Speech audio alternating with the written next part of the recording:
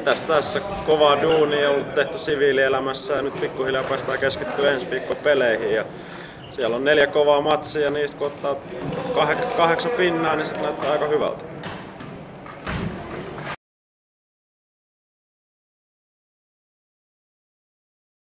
Ei osu eikä ole maistunut, ettei se sen kummempaa syytä. Onneksi ajunnus kulkee.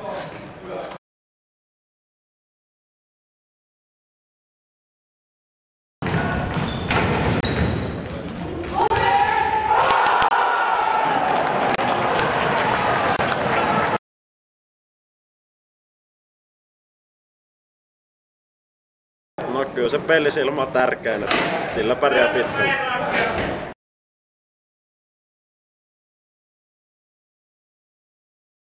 Joo, no hyvät venyttelyt illalla tälleen perjantai-iltana, niin mennään kotiin, katsotaan vähän leffaa ja venytellään siinä televisio ääressä. Sitten huomenna syödään hyvin ja tankataan.